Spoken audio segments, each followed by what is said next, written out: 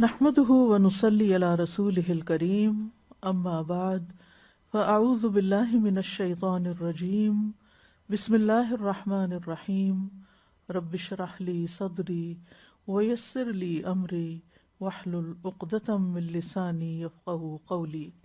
عشاء کا وقت شفق غائب ہونے سے لے کر نصف رات تک، شفق غائب ہونے سے لے کر نصف رات تک صحابہ رضی اللہ عنہم عشاء کی نماز شفق غائب ہونے کے بعد رات کی پہلی تہائی تک پڑھ لیتے تھے، یعنی 10 بجے تک۔ 5 بجے اگر سورج غروب ہو تو پہلی تہائی کب ہو جائے گی؟ 10 بجے تک، دوسری پھر 2 بجے تک، اور عشاء کی نماز کا وقت رات کے پہلے نصف تک ہے۔ یہ صحیح مسلم کی روایت ہے۔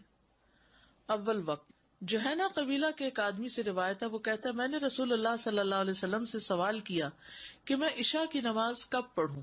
آپ نے فرمایا نماز عشاء اس وقت ادا کر جب رات پوری وادی کے پیٹ کو بھر دے، یعنی جب پوری وادی پہ اندھیرا چھا جائے۔ آخری وقت، اور جب تم عشاء پڑھو تو آدھی رات ہونے تک اس کا وقت ہے۔ فَإِذَا صَلَّيْتُمُ الْعِشَاءَ فَإِنَّهُ وَقْتٌ إِلَى نِصْفِ اللَّيْلِ۔ اب صحیح مسلم کی روایت میں، اس روایت میں جس میں حدیث کا نمبر 1419 ہے، نصف اللیل الاوسط آتا ہے، اور دوسری میں الی نصف اللیل آتا ہے۔ عشاء کو کبھی جلدی پڑھنا اور کبھی مؤخر کر کے پڑھنا۔ محمد ابن عمرو بن حسن بن علی بن ابی طالب کہتے ہیں کہ ہم نے جابر رضی اللہ عنہ سے نبی صلی اللہ علیہ وسلم کی نمازوں کے اوقات پوچھے تو انہوں نے کہا کہ آپ صلی اللہ علیہ وسلم ظہر سورج ڈھل جانے پر پڑھتے تھے۔ کب پڑھتے تھے ظہر؟ سورج ڈھل جانے پر۔ اور عصر اس وقت ادا کرتے تھے جبکہ سورج زندہ ہوتا تھا، یعنی اس میں چمک اور تپش باقی ہوتی تھی۔ اور مغرب اس وقت پڑھتے جب سورج غروب ہو جاتا تھا۔ اور عشاء میں جب لوگ پہلے جمع ہو جاتے تو جلدی کرتے، اور جب کم ہوتے تو تاخیر کر لیتے۔ عشاء میں جب لوگ پہلے جمع ہوتے تو جلدی پڑھ لیتے، اور جب کم ہوتے تو ذرا انتظار کر لیتے۔ عشاء میں تاخیر پسندیدہ ہے۔ رسول اللہ صلی اللہ علیہ وسلم نماز عشاء کو دیر سے پڑھا کرتے تھے۔ سنن نسائی کی روایت ہے۔ ایک اور روایت میں آتا ہے آپ نے فرمایا اگر یہ خطرہ نہ ہوتا کہ میں اپنی امت کو مشقت میں ڈال دوں گا تو میں انہیں عشاء کی نماز مؤخر کرنے کا حکم دیتا کہ دیر سے پڑھ لیں۔ انس بن مالک سے روایت ہے، انہوں نے کہا نبی صلی اللہ علیہ وسلم نے عشاء میں ایک مرتبہ نصف رات تک تاخیر فرمائی، پھر اسے ادا کیا اور فرمایا لوگوں نے نماز پڑھ لی اور سو گئے، لیکن تم لوگ جب تک نماز کا انتظار کرتے رہے ہو نماز ہی میں رہے ہو، یعنی اتنا اجر ملا ہے تمہیں۔ لیکن ایک مرتبہ پڑھائی، بار بار ایسا نہیں تھا، کیونکہ آپ کو معلوم تھا کہ لوگوں پر یہ مشکل ہے، جو کام پر جاتے ہیں انہیں صبح اٹھنا ہوتا ہے، پھر نیند نہیں پوری ہوتی۔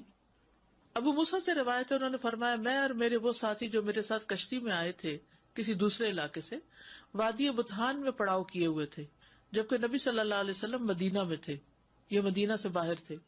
چنانچہ ہر رات عشاء کی نماز کے لیے ان میں سے چند آدمی نبی صلی اللہ علیہ وسلم کی خدمت میں باری باری حاضر ہوتے۔ ایک دن میں اور میرے ساتھی نبی صلی اللہ علیہ وسلم کی خدمت میں حاضر ہوئے تو آپ اس دن اپنے کسی کام میں مصروف تھے، اور آپ نے نماز عشاء میں اس قدر تاخیر فرمائی کہ آدھی رات ہو گئی۔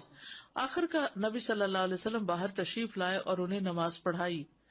اپنی نماز سے فراغت کے بعد آپ نے ان کے لیے فرمایا جو موجود تھے ذرا ٹھہرو، خوش ہو جاؤ، کیونکہ تم پر اللہ کی یہ نعمت ہے کہ اس وقت تمہارے علاوہ لوگوں میں سے اور کوئی نماز نہیں پڑھ رہا، یا فرمایا اس وقت تمہارے سوا کسی نے یہ نماز نہیں پڑھی۔ معلوم نہیں آپ نے ان دو باتوں میں سے کون سی فرمائی۔ ابو موسیٰ اشعری کہتے ہیں ہم لوگ رسول اللہ صلی اللہ علیہ وسلم کی یہ بات سن کر بہت خوش ہوئے اور واپس لوٹ آئے، کیونکہ اس میں ان صحابہ کی خصوصیت تھی۔ نماز کو نصف رات سے آگے نہیں لے جانا، مؤخر نہیں کرنا۔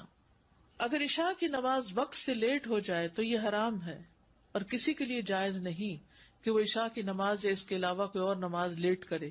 پس اگر وہ بغیر کسی عذر کے لیٹ کرتا ہے تو اس کی وہ نماز باطل اور غیر مقبول ہے، اگر بغیر کسی وجہ کے لیٹ کر رہا ہے، اگرچہ وہ اس نماز کو 1000 دفعہ ہی کیوں نہ پڑھے۔ اور جہاں تک یہ بات ہے کہ نماز عشاء کو اس کے آخری وقت تک لیٹ کر کے پڑھنا افضل ہے، تو اس کو 1/3 سے نصف رات تک لیٹ کیا جاتا ہے، یہ عشاء کی نماز کا افضل وقت ہے۔ اس کو نصف سے لیٹ کرنا حرام ہے، کیونکہ عشاء کی نماز کا آخری وقت آدھی رات تک ہے بس۔ بعض لوگ کیا کرتے ہیں تہجد کے وقت عشاء کے فرض بھی پڑھ رہے ہوتے ہیں کہ ابھی تو فجر تک وقت ہے، فجر تک نہیں ہے. کب تک ہے؟ آدھی رات تک. عشاء سے پہلے سونے اور بعد میں باتیں کرنے کی ممانعت. ابو برزہ رضی اللہ عنہ سے روایت ہے کہ رسول اللہ صلی اللہ علیہ وسلم عشاء سے پہلے سونے اور اس کے بعد گفتگو کرنے کو ناپسند فرماتے تھے. شفق غائب ہونے کی جو بات ہے، شفق احمر یا شفق ابیض؟ اسود کو ہی دیکھیں گے کہ جب ڈیلے ہو جائے، یعنی وہ وقت جب شروع ہوتا ہے جب ہر چیز سیاہ ہو جاتی، آتما ڈارکنیس آ گئی، کچھ بھی شفق کا باقی نہیں رہا.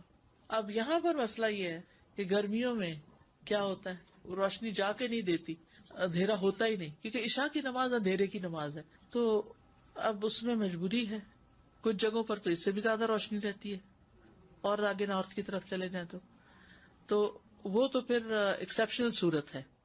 ادروائز جو حکم ہے عام طور پر جیسے سعودی عرب کے اندر یا مڈل ایسٹ کے اندر تو اندھیرے کا ہی وہ کیا جائے گا. اگر ساری چیزیں فرض کے درجے میں ہوتی، مثلا نماز ہے تو نماز میں فرض تو مختصر سے ہی ہیں، لیکن سنتیں ہیں، پھر نفل ہیں، پھر اور چیزیں. اگر ساری چیزیں جس طرح ہم نے 17 رکعتیں فرض کی ہوئی ہیں عشاء کی نماز میں، تو نتیجہ کیا نکلا؟ ہمارے ہاں اکثریت نماز ہی نہیں پڑتی، اور خصوصاً عشاء کی نہیں پڑتی. لیکن جن ملکوں میں اتنا شعور ہے کہ یہ 17 کی 17 فرض نہیں، وہاں لوگ پڑھ لیتے ہیں، خواہ فرض پڑھ کے کیوں نہ اٹھ جائیں. یعنی وہ بھی پسندیدہ نہیں کہ صرف فرض پڑھیں، لیکن کم از کم فرض تو پڑھتے ہیں نا. ہمارے ہاں جن لوگوں نے سنت سے بھی بڑھ کے نوافل اور غیر موقدہ کو بھی موقدہ بنا کے اور فرض کے درجے میں لا کے لوگوں کے اوپر مسلط کیا، اس کا نتیجہ کیا نکلا؟ وہ جو آپ آج کل دیکھ سکتے ہیں کہ ایون رمضان میں بھی لوگوں کو توفیق بعض اوقات نہیں ہوتی نماز پڑھنے کی، کہ وہ گھبرا اٹھتے ہیں کہ اتنی لمبی کون پڑھے. تو حقیقت یہ ہے کہ جب آپ نوافل اور سنتوں کو فرض کے درجے میں مستقل طور پر لے آتے ہیں، یعنی وقتی طور پر کسی ڈسپلن یا کسی اس کے لیے تو اور بات ہے، لیکن مستقل